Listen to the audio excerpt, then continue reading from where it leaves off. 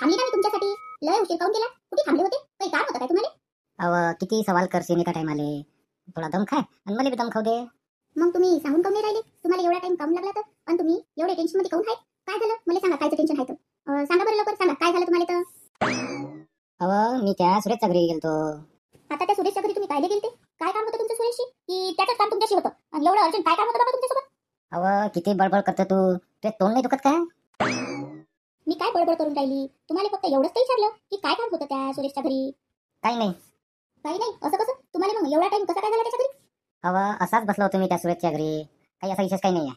असेच बसले होते का? असेच बसले होते तर मग जेवण काऊन नाही करून आले तुम्ही त्या सुरेशच्या घरून? दोस्तांना म्हणलं नाही की तुम्हाला काय जेवण करून जाय म्हणून? त्या सुरेशचेच तर जेवणाचे वांदे व्हायला. काय म्हणलं तुम्ही? काही नाही. तू वाढ बरं लवकर ताट. लय भूक लागली असेल ना तुले. चल लवकर वाढ ताट वाढ.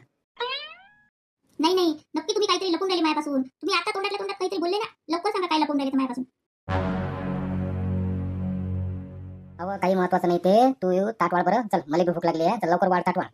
नाही नाही नाही, पहिले सांगा मला तुम्ही काय बोलले तर तोंडातल्या तोंडात. जायचं सांगायला पुरते. नाही तर त्या सुरेशच्या घरच्या सारखं आपल्या बिगारी होऊन जाईन रे बा. अहो तुम्ही अजून बी काय तोंडातल्या तोंडात बोलून राहिले? सांगा लवकर काय बोलले तर. अव त्या सुरेशचं आणि त्याच्या बायकोचं झालं भांडण. ते सोडवायला गेलो तुम्ही. फक्त एक काम करजो, या भांडणाचं कोणाला सांगू नको बरं. तशी तू कमीच बोलतो म्हणा. नाही, मी काही कुणाला सांगणार नाही. पण का हो, त्या नवरा बायकोचं काऊन भांडण झालं तर? लय जोरदार भांडण झालं काय? म्हणजे काही हाणामारी झाली गेली काय? नाही नाही, काही हाणामारी वगैरे काही नाही झाली रे बा.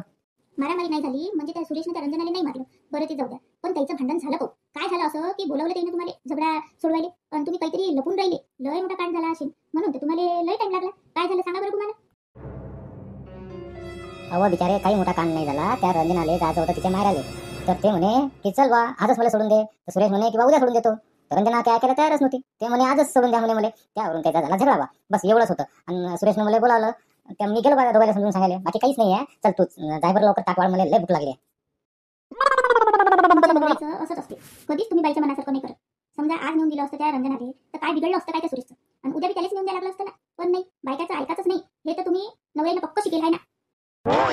अव त्या सुरेशचं कोर्टाचं काम होतं ना. त्याची तारीख होती आज. कसं का सोडून देईल तो तिले?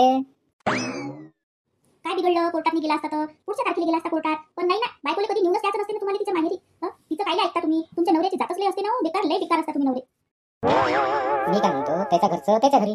आपल्या घरात काय आणलं आता तू त्याच्या घरच्यासारखं भांडण? असं म्हणजे मी घरात भांडण करून राहिली? मी काय म्हणलं तुम्हाला? मी तर काहीच नाही म्हटलं. मी तर कोणता झगडाही नाही केला तुमच्यासोबत. उलट तुम्हीच माझ्यापासून लपवत होते. तर मी तर फक्त तुम्हाला विचारलं का काय झालं काय झालं. आणि तरी तुम्ही म्हणून राहिले मला सगळं मीच भांडण लावतो म्हणून. मी कोणतं भांडण केलं तुमच्यासोबत? असेच आहे ना तुम्ही नवरे. कधी काहीतरी शेवट तुम्ही बायकाईवरच करता. म्हणजे काही झालं तर बायकोमुळेच झालं बा. असं आहे तुमचं. काय म्हणा बापा या नवऱ्याले? सायचे झक मारली त्या सुरशाच्या घरी गेलो त्याचं भांडण सोडवायले. आणि दुसऱ्यांदा येले सांगितलं. हे दुसरी मोठी मायाच्यानं चूक झाली. या बायकाचं काय गणित आहे काय समजत नाही. सायचं कशाने भांडण करतील तर